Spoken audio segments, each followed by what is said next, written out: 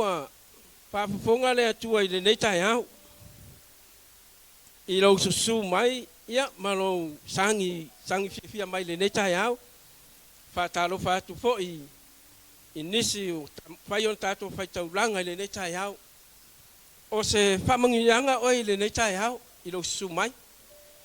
Au te lofo I e au ia le nei tai au. E le ngata ino whamanuia oi. Ai whamanuia fo ia mātou tangata o na o tato mai, tato te alanga ina le vi inga o le atua. O le tele o taimi e, o te tūlai ai pe a maua le tāpa no te laungai. Masalo a tau te whapafonga ni tele o taimi o te whai atu e fua le laungai le whai launga. Amen. A le tai aula le nei le lau whai atu ate oi. E le koe fuala laungai le whai launga. O le a fua le laungai le me fina ngalo i le atua. O lo sau foi la le tai aule nei. Nga e sau no le atua. E ke le sau o se kangaka e tula I le upu. Ia po tatou tamafi fe aula I malanga I Samoa. A wa fua na e sau le tai aule nei ma fai ava nolo taimi. O na te alofa I le atua. Mai ke kalikongo I le atua. Ya le la tatou o le upu le atua le nei tai au. Su e la utusi I le lua le peterum ta upe tolu. Tatou utusi mua na whamole mole o le lua le peterum ta upe tolu al fai upe sifuru wha ma le o sifuru tolu ma fai upe sifuru wha. O ina le la nga I aise fe au o le tai au le nei. Wa mo mo la utusi ma nga ia vai ma nga le lua fai upe. Ai fa nga la utusi na mai amen. Ya wa mo la utusi ya mo la utusi fa mai amen. Ya le la asosan mai sunga le fa fenga nga le ma e fa tau tato utusi follow mai e mata tau fa mole. Ai fa tari tato le langi fo, ma le lalo langi fo. Pei olana na fola mai e mauai le ami o tonu. O le nei le au pele. Wo tau fa tali ia mea. O lea ia o tau fina wai lava, ina ia maua o tau e ia male manuia, ua le pona, male le matau le ngaina. Wai whanongo le upo le tua le tai haole nei male wha maalosi mo oi. Wai mai ai wha tali tātou I le langi fau, male lalo langi fau.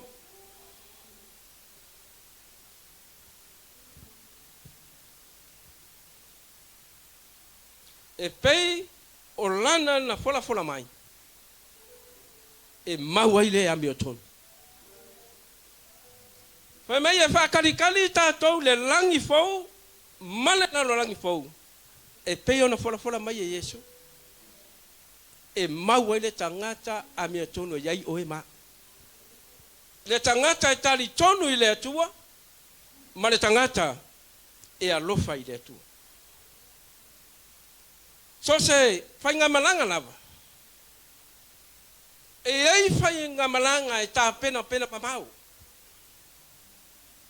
E ei fai ngā malanga e te ia wa oso fafua se. Amen. Ka malanga tā pena mamau e ka kaunga ke lese kaimi. E tā pena ai. E ka penga le ako. E ka penga le lava. E ka penga le wha oso e ave pa melanga I Samoa. Leo te tala noa te oe le tapenanga. E le ngata I lea. E ka penga fwori ka ngaka malanga. E ka penga I longa soifua ma loloina. E ka penga I lona tangata ia atoa malelei. Au waha tali tonu wha moe. A lelei lau tapenanga. E ke kaungu fo I manuia. Ai so se ka penganga e oso fafua se I kamfuela lea. Ka umayo ka e au. Alu nei oso nei. Pa wale me kakanga. Na fia tau nu wale me la e alu. E le sa uni lelei. E le ta pena lelei. Pa wale me la tangata lea. Ngale fia ho oso lunga le lele. Fako falo. Ana melo te fia tala noa ia te oile tai aule nei.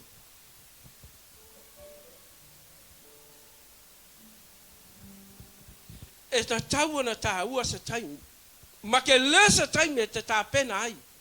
I se wha moi moi. Po se malanga wha penao na e anga i ai.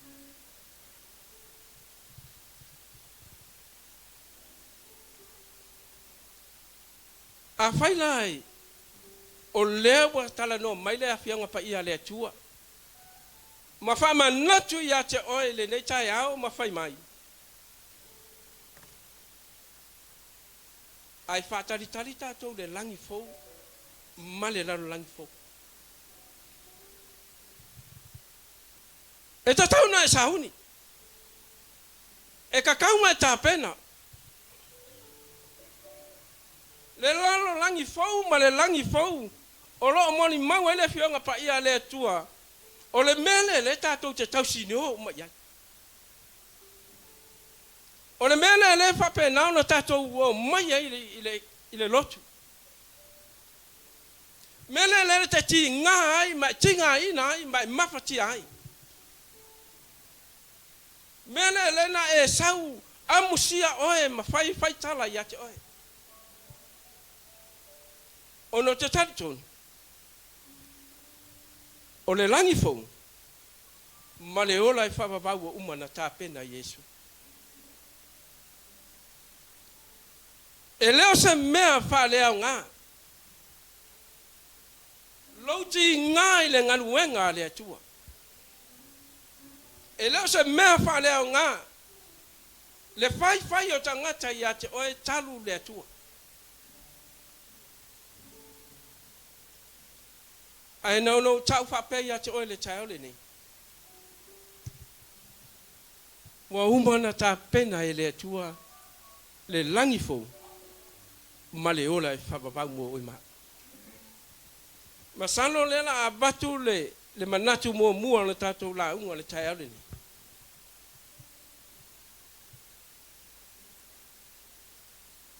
E le pepelo le atua i ana polomisi. E le pepelo le atua i ana polomisi.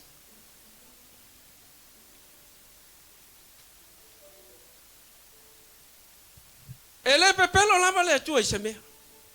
Ana lai moli maule tala le tuspa ia. E leo se tangata po se atali o le tangata i pepelo i oia. A whaina leo a fola mai e le atua, ma whai mai le atua. E whakarikari tātou le langi. Fou ma le laulangi fou. E iai whaatasi ma le ola i whababa.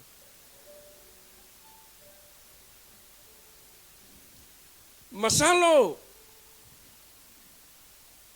O le mele le mana o mia e le atua. O le mele ta tauna e ta pena ma e sauni ai. O le mele ta tauna tatou wiloa. E le fai le nei mea mo tatou. Ai fai le mea tatou te faia. O no le alofa i le atua. O umana ta pena i le atua le langi. Ai vaina o to ia i le tala le atua fai mai. Mai esu. Ana fai le aisa mea e no no fai o to. Se manu o te alu masauni. Lale wa umana ta pena le tua le nofoanga. Ta pena le tua le ola e whababau. E fai mo e talitonu i le tua. E fai mo e alo lofa i le tua. E fai mo le tangata e talitonu ma wha maoni i le tua.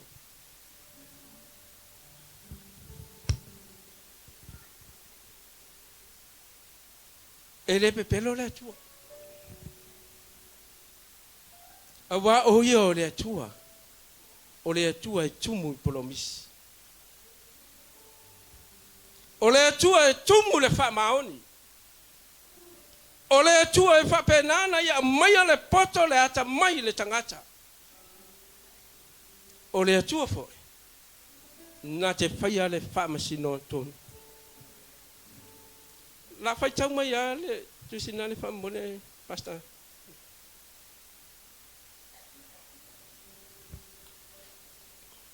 Awa o ia na te lawe ina oe i le mai lei a le whai manu. Ma le wha mai e o ti ai. Salamona iwa sutasi alfa upa e tolu. O ia na te lawe ina oi. Ele ngata ile lawe ai mai oi le mai le ia fa mai lawe ai mai oi fa mai. Ele pepelo le tua. Leo tali tonu ma o mauti noa. O le langi ma le ola e whawawaua umana ta pena le tua wa whaia le tua. Ai whai mai o ia lea e lawe ai mai tātou i wha mai. E o mai wha mai. E o mai whainga tā. E o mai whi tā. I te ofa mai tā latu spa ia. O le wha mai maonge e onge le upo le atua. E soto su whaafa mone. O le atau le li mo outou, ai whaalolongo outou. Wha mai e tau le li mo tātou. O ana polo misi, ma ana folanga. E le pepelo ale tua i mea mo umana tu sia i lana fionga. O ia e tau mai tātou. O ia na te wha maa losi tātou. O ia na te wha ina le taua tātou te tauai. O ia lea. Lea wa ia te tala le langi. Lea wa ia ta pena le langi mo oi maa. Ma le ola i whapawau. Isaia e fast fulu alfai pe toris futasi. Au e whatalitali a Iova. E to e whawhawina lo lātou malusi. Lātou te si ae apa au e peio a eto. Lātou te wheme oi, ae le vai vai. Lātou te savavali, ae le tinga ina. E o mai e le tua le malosi a te oi. E o mai e le tua lea. Le apa au e te lele ai. Ma e tau atu ai le fina ngalo le tua. E a mai e le tua lea. Whamanu yanga mo oi. Manatu muamuna le launga le tai hau le nei. E le pepelo le tua i ana fofolanga. O ana polo misi. E le tai pepelo le tua. O io le tua e whamauni.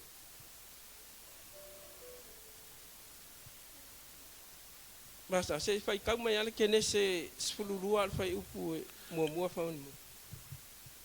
O io na aso, ua ui atuai e sui to saito i sapati. Ua fia ai fo io na soo, o na oti ai lea e la tau o au saito, ma ai. Kene se sfulurua. O tau o sfulurua. mai a te au, o tau umao e tinga ina ma maftia i avenga, o au fo i e malolo ai o tau, ma te o su tasi fai upu e lusu van. Ia, ma tayo na e su tasi. Foi mai su e o mai ia te ia e malolo ai. Ai family atu ke nese sfulua le te fai atu ai family mole pasta. Se fai tau mai ia masalo. Lea sa tala noa iai le. O fetalai mai le li ia apera amo, ia tu ua e oe lau nuu matangata o lau nuu male a ingo lau tamaa. Ai alu atu se nuu o te whaasino atu ai ia te oi. E le pepelo le tua ia na polomisi ba na fofua. Mena no fai atu ai e le pepelo le tua. A fai o le na fai le tua ia Abraham. E kua ia lo na nu. Ai alu le mewa ia fasino atu ai. E le pepelo ale tua. Fai upe lua fa monema. O te whaia oi manu tele, o te whamanuia fo i a te oi. O te matua whamamanuina lo ingoa, e manuia fo i oi. Fai mai ia le tala tispa ia. O te whaamanuia ia te oi. E le ngaka ina polo misi le tua, ia no folfolanga. Ai whaamanuia le tua. Fai po tol whaamanuia. O te whamanuia atu ia te ilatou, o e whamanuia ia te oi. O te whamalai atu fo ia te ilatou, o e whetuu ia te oi. E manuia fo ia te oi o ainga umo lalangi. Wa manuia oe ona o le usta yo Abraham ile tu wa manuia tatou ona o le usta yo Abraham ile fofolanga le tu promisi ya na ave le tu ya Abraham le wa manuia ile tanga pa mai le tala il fa yu pe e fa na fa i wa na fa me le tala na fa mai ona alu ile Abraham fa pe yo na feta lai mai ile tu ke loa e alu isa mea wa tofa i te alu yai o le mea na feta lai atu ile tu o le mea na sau noa atu ile tua ya te oi o le mea wa uma na fapa ia ile tua ai a fai e te alu o lou lava loto e iai fo ilo na taunu uma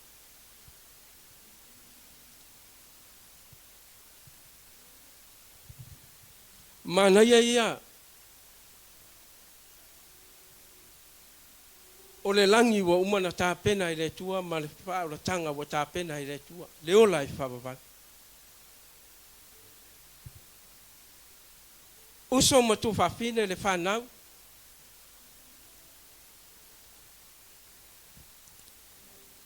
ele se me fa le ngalo sau e titi ngai le ngal wenga le tua po le ale tiute le ale tofi le ale me wa batu ya te oi e tanga lue ai ia e mana tua o lo sila fo fonga o le tua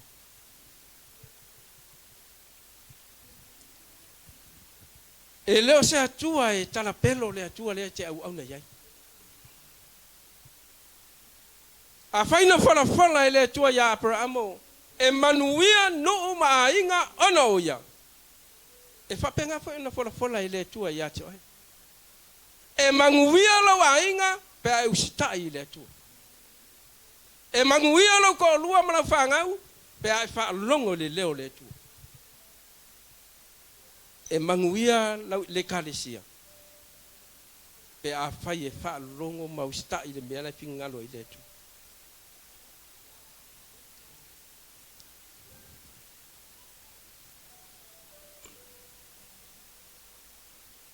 Johannes furufa alfa yu petrol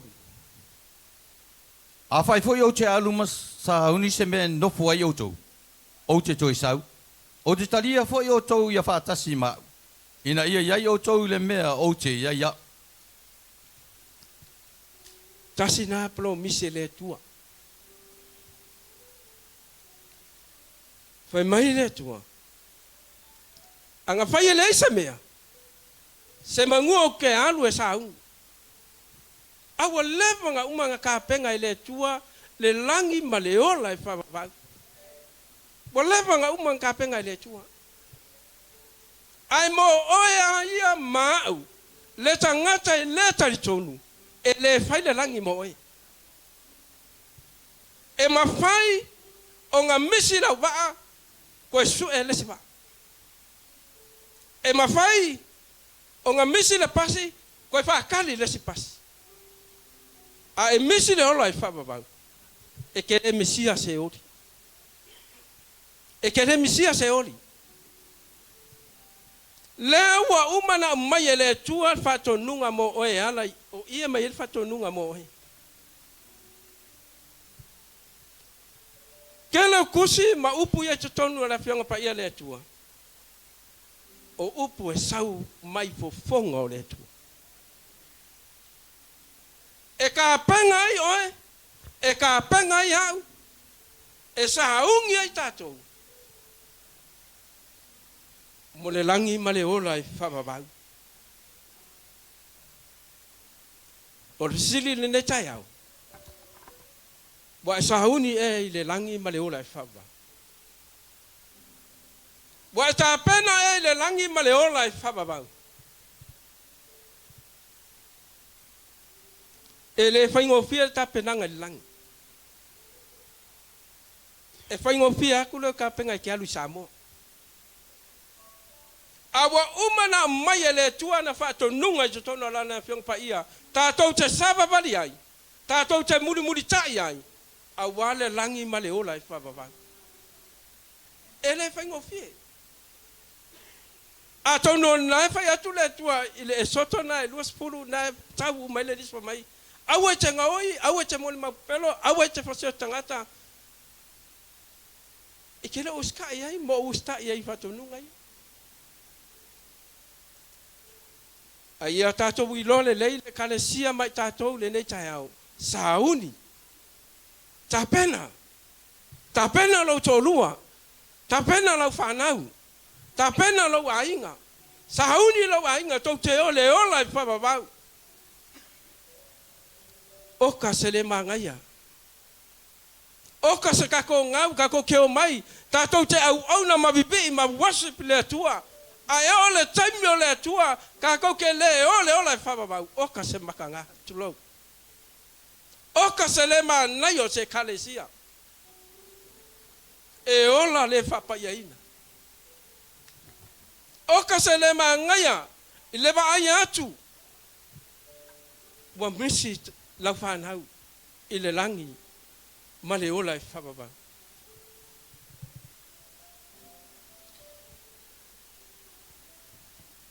E ese le tā ua ia tā ua upu ia.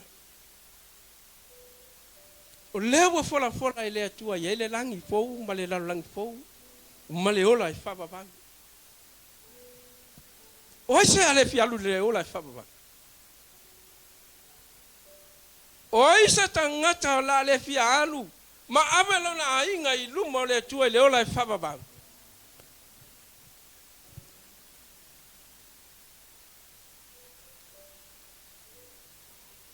Ke loa e se kangaka e whaia se melele.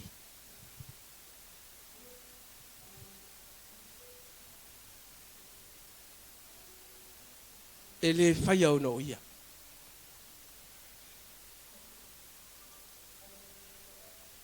O le manatu lona lua o te fia tala no ia le tai aule ne. Whaataritali ma le mauti noa. Whakarikari mane mau ki ngoa.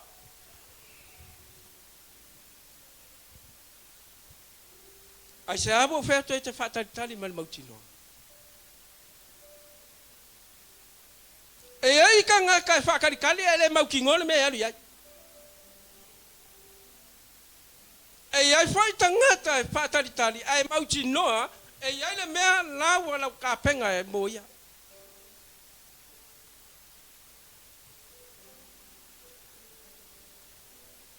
Ma ai le ona sai o na tala ia e lia me Isaia.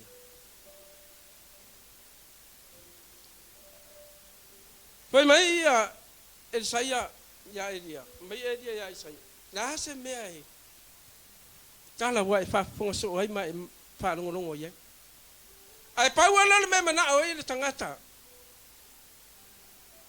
Fa lua mai lo wanga. Le kangaka manga e fa tali. Ona iailo na mautinoa. O le whauunga lai o. E mana o iai. Te loa mai le talafa mai e kele aku ba venga ma mena whaia e saia e do mena whaia e ri.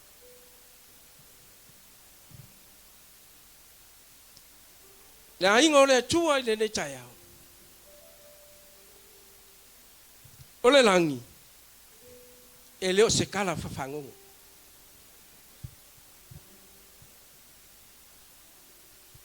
O le langi ma le ola e whawawau, e leo se tala whawhangongo. O mea moni, o le mea le la tupu i le langi.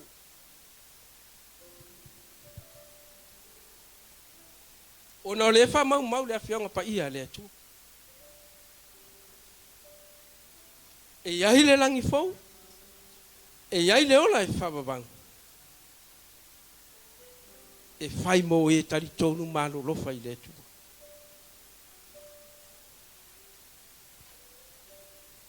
Le asau mana o ngau iai.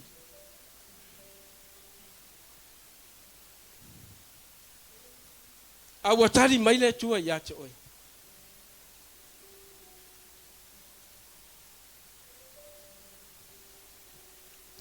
e le pepelo le atua ai ai le taimi le atua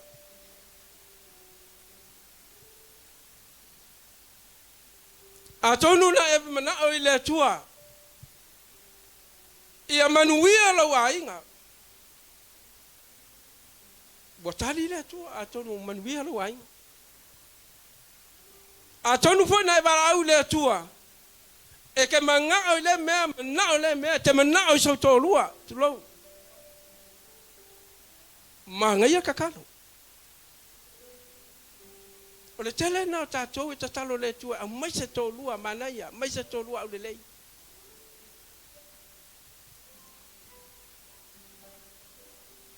au ke loa kau se la ki al kar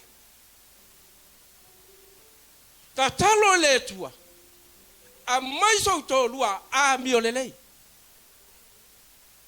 e le lei le o le lei a sili o ka ua le a mi o le lei a kong fol menga wa kwa inga mo bois amen ka karo le tua mai so ko lua a mi o le lei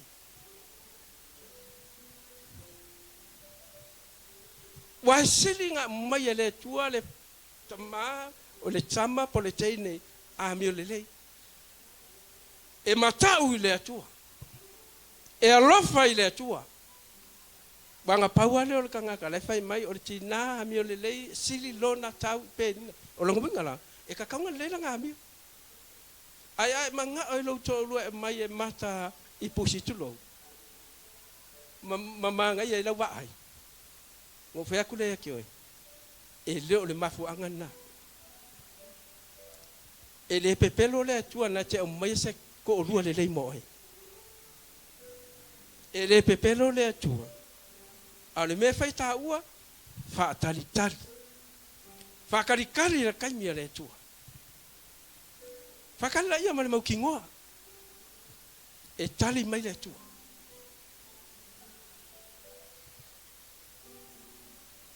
mana onga nai ta te nofo pea ma baba ai o lau tatalo fo le tua e tu ina atu lo to lua mala ufa nau i ate oi ai se o te mana o se ainga e o i le ola i fa baba fa tas tina abai fa fanga mai fo i mai fa ngolongo mai o ai fo yo fa longo ma mau le tato fe au le tau le nei ka penga i le tua avelo mana onga i le tua ta u i le tua o ia le tua i fa fonga ya tato ta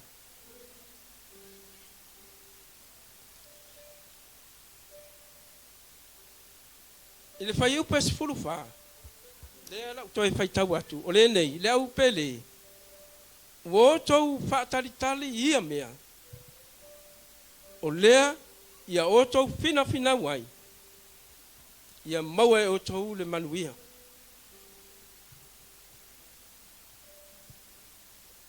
le au pele ia o to fa tali ia mea o le ia o to fina wai lava fai wi u le fe au le tai au e fa pe o le Cristiano e yailo na fa moi ola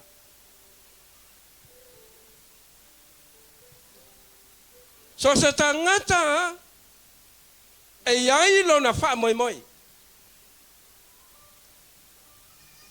o le Cristiano e yailo fa moi ola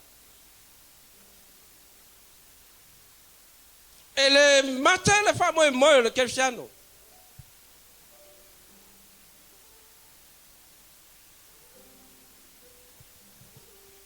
o le Cristiano fo e fa tali ko e fina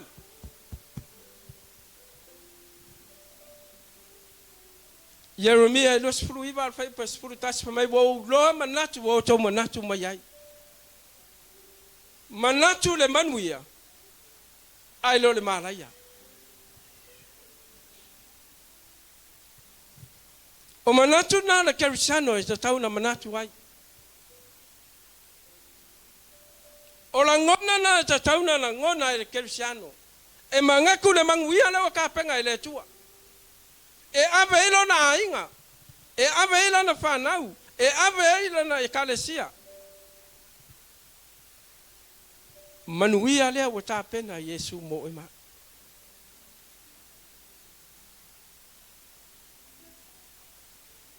masalo e fainga tai le tangata e le taritonu le tua ma le taritonu e ai le ola e fava a oe ma u le tangata ua tātari tonu I le tua. E iai leo lai whawar. Sau nia ma tā pena e le tua. Lea la a whasolo mai tusi ia. Nā no a watu ia te oile tai aole nei. Polo misi. Mea ua uma o na tā pena e no tātou utu. O le wa iai talinga. Ina whaalongo mai ia o ia I le mea o whetalai mai ai le nganga I e kāresia. O le manu malo, o te avatu ia te ia ai le la au o le ola. O I te tonu o le parataiso o le atua. Whai mai le tala, le whaalinga e lua, le whai upo e fitu. Whai mai a, tātea ai whātasi. Polomisi nā le atua, o e tali tonu I le atua, ma le tangata e whaaloalo ma lofa I le tua. E ai whatasi tā ua ma le tua. A le ale whina ngalo le tua. Le ale wala aua le tua, ma le taimi o le tua. A o e tu mangpe I le tua. A wane ngalo ia te oe. Tā pena I le tua le lau ai mo oe. Saunia I le tua le nofuanga mo oe. Palinga tolu al fai pe lima fa mone. O le man malo e fa ofuina o ye ofisina o te le solo e se fo ilo na ingo le tusi o le ola. Ai o te tau atu lo na ingo I luma lo tama ma luma na angelu. O ka ua ka ka mang malo. Mar fai pe lusu tas fa mone pasta. O le man malo o te avatua ia te ia mati no nofu fatasi mau lo no fo alii. E pei o au foi o na o man malo o mano no foi fatasi malo tama I lo na no fo ali. O le no fa ali o le tua fai mo o ma. Pe a fai ta te ola fa pa ia ina I lumo le tua. Ai fa longo le ai upu I fai upu lua ia no tau atu ai. Pa mai ele ai se po na ele ai se makau langa I. E fai la mo ta ua. Pe a le lei ta ua ma le atua.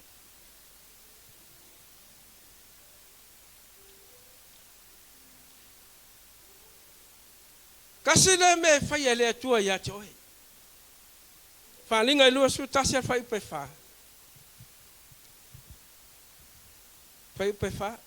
E solo e sea le atua lo I mata uma mai I mata. Sa opa. Falinga e lusu tasi al fai pe fa.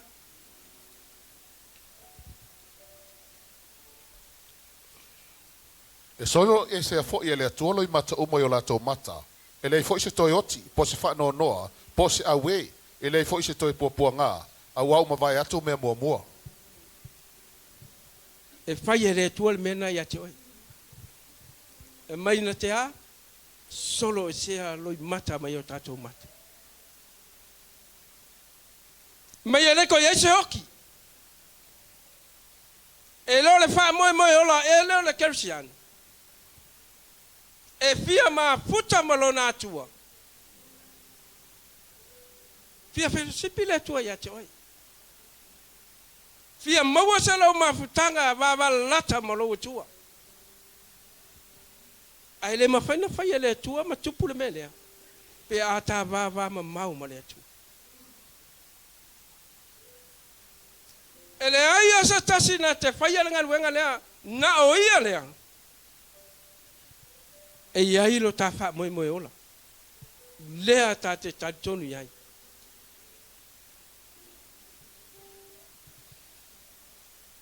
Hoi mahile tala i le luka e lusu tasi a whai poe tolu tolu.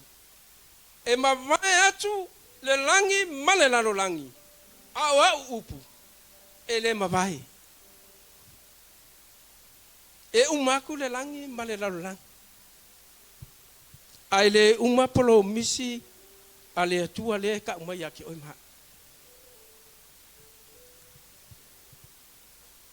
O e sa ili e ke manguia, e ile manuia.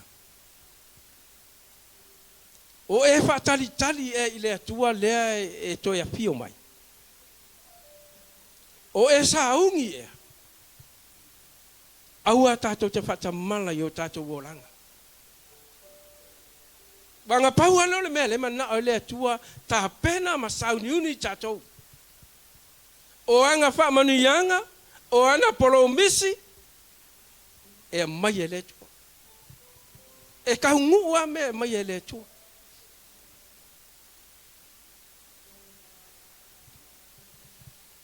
Falinga ilo sulua fai pasfulfa. Amui e la tau e whai ana polo inga. Na ia tanga ia te la tau le la au le ola. Ma ia la tau luatu i le ai ona whai toa. E kanga ia ke oe la au le ola. Whasai uruai tangata na whai ele tua. Ai whakanga la ia ke oe.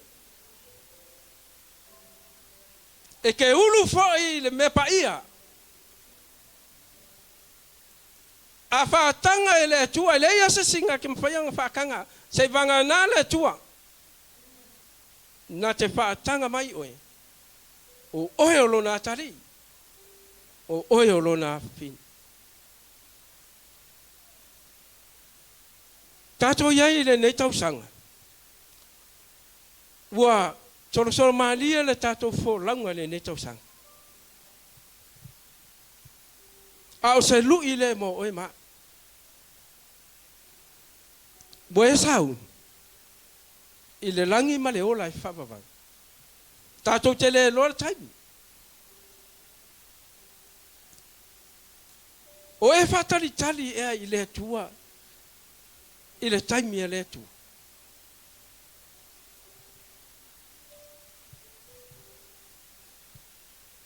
O iei ea se wha moe moe i ate oe. Pole me ea na lo wha moe moe i a le leilo a inga. Po e wha moe moe ea, ia maa ngai ale tu lai mai a lau whanau. Ma maa ngai a me lau ai. E atu ma mawai mea na. A le wha moe moe ona le Kirisian. E pati lima le langi. Mai o lato umana talia o ia ma whato tua i lona tuafa. Na ia batu iai le manuia. Ka ua i la tau o whanau le tua. A whai fo e ke leo ka lia Yesu. O ke whai atu ia te oe. E le whai le langi mo oe. E whai se oli mana au. O ngā oe e alo lofa i le tua matali tonu i le tua. Le langi ngā wawa noa e wa mai e le tua. Le ola e whawa baule na wa mai e le tua. Mō tātou tangata au auna i le tua. Le kalesia. O hanisi promisi. Umana sau no Yesu. A whai e mawhatia. Na oia e ke maroloa. A whai fo e te fia maua se fisosoane. E sili atu le sosoane au mai anganga pa ia i atoi. Tātou fo langa le nei tausanga. Ta fi mala le atua. Au mai manu. Au mai ale manu wia o le atua. Tātou te fo lau whatasi ai le nei tausanga. Ono iai le wha moe moe. Tātou te fia o le ola i whamawau. A fai o le ua moli maule tu spa ia ma fai mai le tala tu spa ia e iai le langi fou ma le lau langi fou. E iai le ola e whawawau. E iai fo i se ori. Aua ne ingalo ya oe, ya te oe, aua ne ingalo ya te. E manao le tua i se ainga e tu mauma whaavai ya te ia. Whanau, tupulanga, aua ne ingalo ya te oe le tua. Whamua le tua. Aua le whamua le mea lai te nau iai. Aua ne ingalo le tua i kaime ke halu ai. Matai me te fo i mai ai.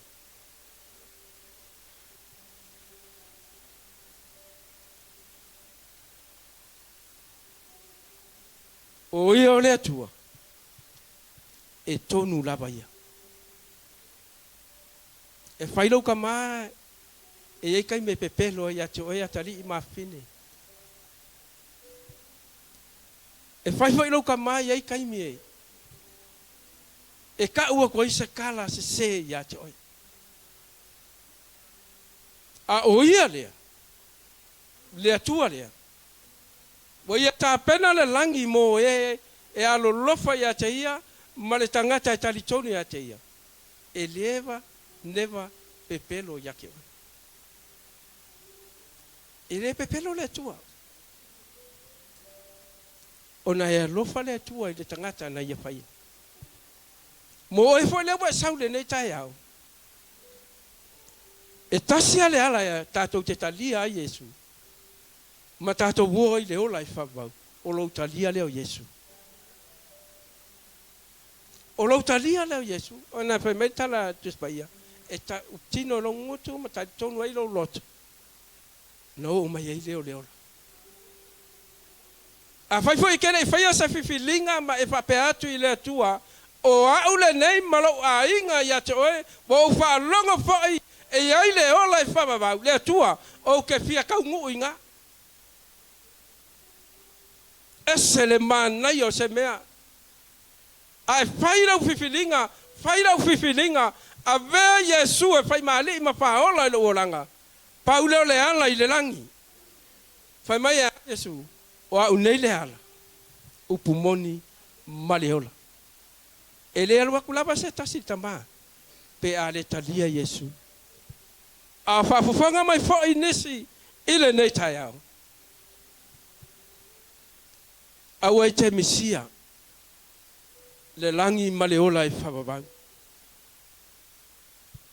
Awa te misia le ava noa. E whai ai oi. Ma whawhine matari o le atu. Whai u leo le wheau le tai au le nei le kalesia. O le langi.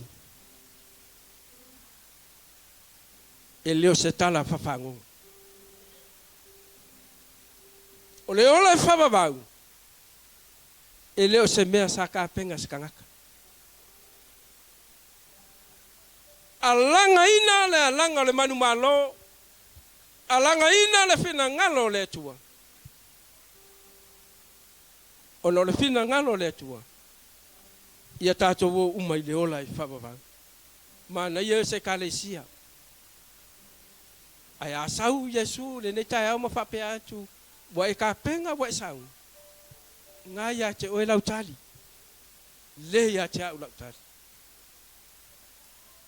ai au nei tu ua e tatou le abano e te sau ai e le ngata i te tono le asosai le tatou lot au sauku na ya o ha o tu ai ma fa sino i oe i le langi maleola i whababa. E le asa se tonu masau lumo le atua. E na o ia lea. Tonu masau i ona ala. Tātou te whātai i masaba vari ai. Le lau maleo whai pesi. O whahi uri whi au o le tai au le nei. A se lui fo ile mo oi.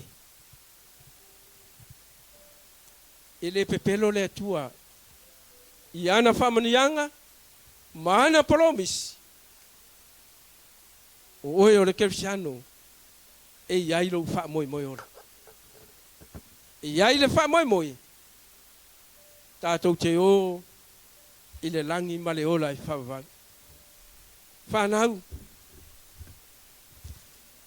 Ave ia le ne tai au. Ia e mana tu ai ma o wilo.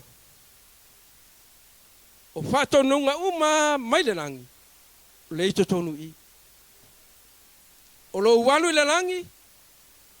Malau sa valinga ma le atua. Au ai te tu ua le afionga le atua. Kele mea wa umana mai le atua mo tātou. Ma whāton tonu e tātou e ala ila nā fionga pa ia. Ai nā ni mea o te tau atu ia te oile ne tai au. Au ane I ngalo lo tātou butua. Wa saunia le atua le langi mo tātou. Mo oe fo ia le whaia se whai unga ma se whiwhilinga e talia Yesu e whai mani ma whaola. Au ane e misia. Le langi ma le ola e whabau. Pau alea la sanga tātou te whaia. O lou whape atu I le tua. O au le nei mo oe. A vea oe whai mani ma o whaola. A vea oe lau atua. O te whia whātai tai le me te whingalo. Mana ia lo tu lai le nei tai au.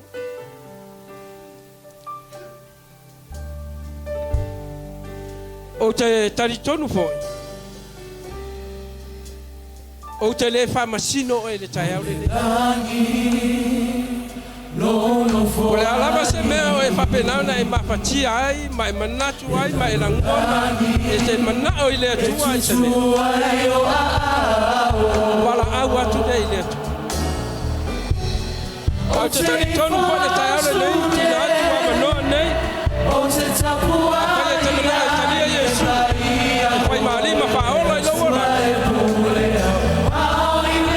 A manoa nei e tina atu. E ia wauna le tu e te talo foi lo foi. E la lolani e tutu ai o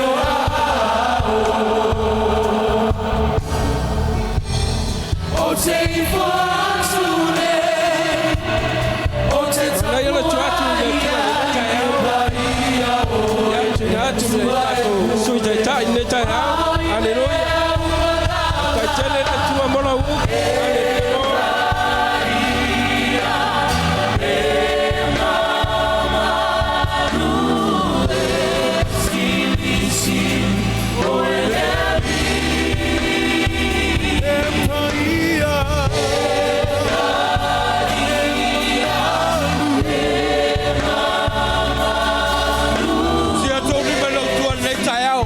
Hallelujah, Lord.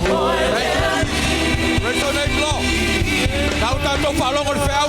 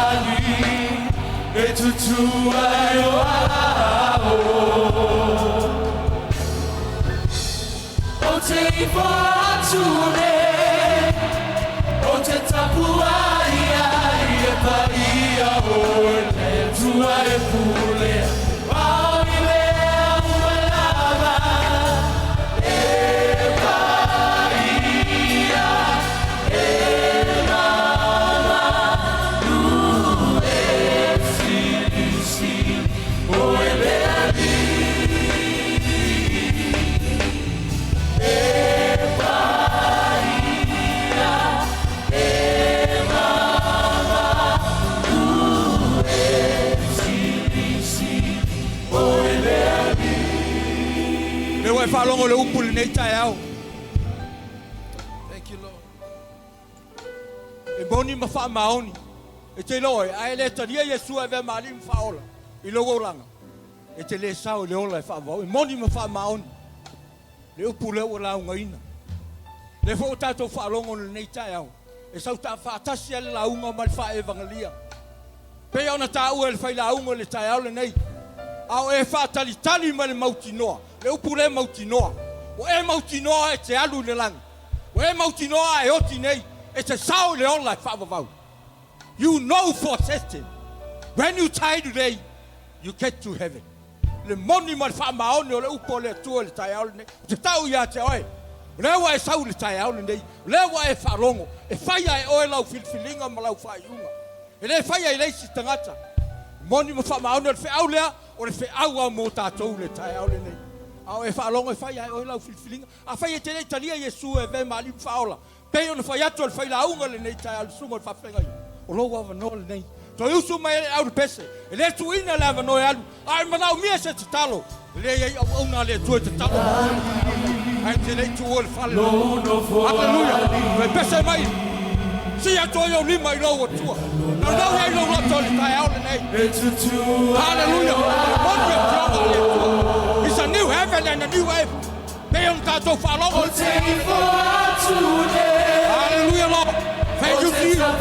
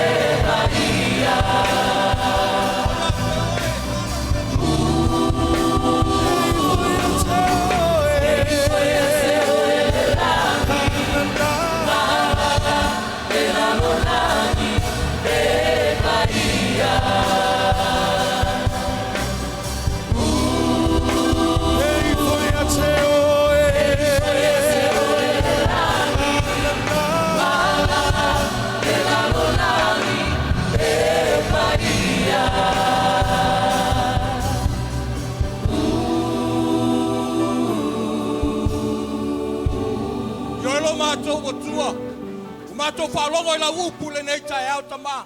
Nei sei se mawhai ana lafi o ruma lo mato o tua. Mato whalongo manino, mato toa I lau whi au tama. Nei e te ringa I nga whalongo ia lo mato o tua. E moni ma wha maone o fionga.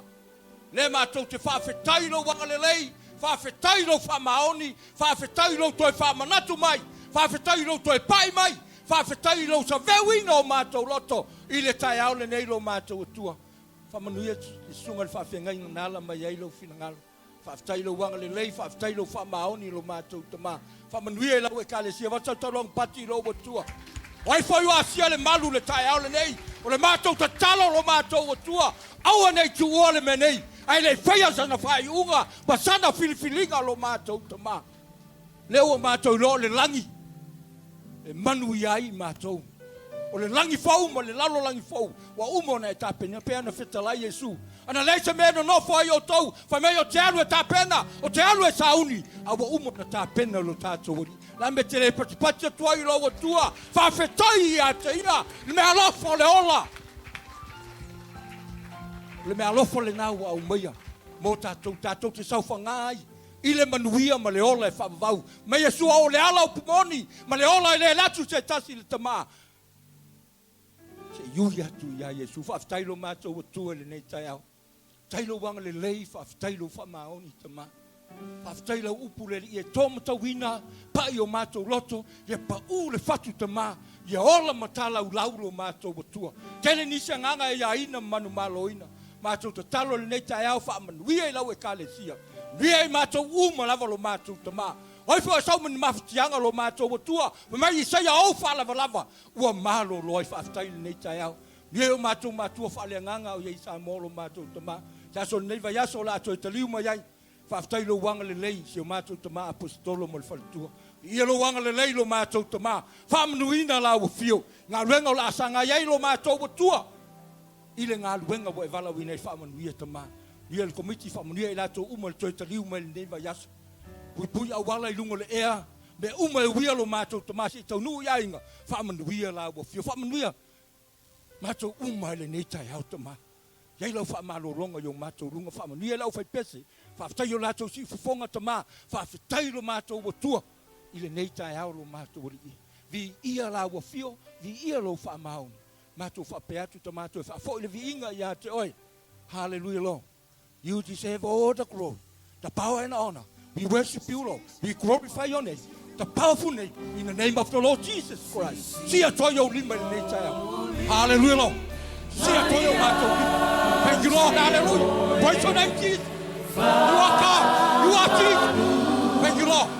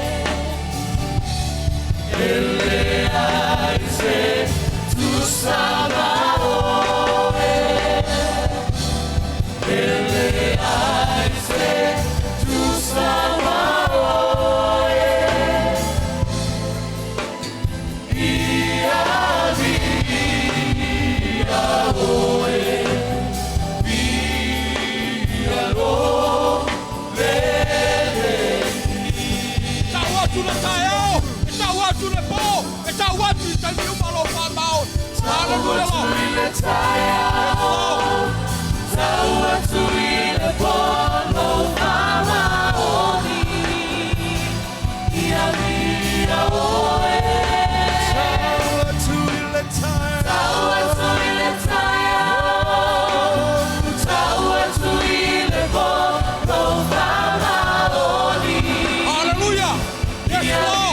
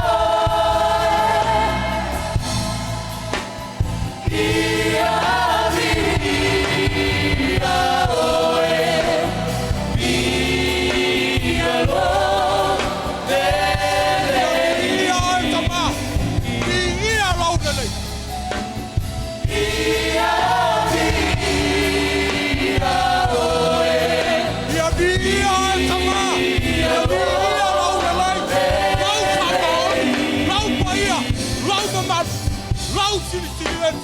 Hallelujah, Lord. Thank you, Jesus. Thank you, Lord.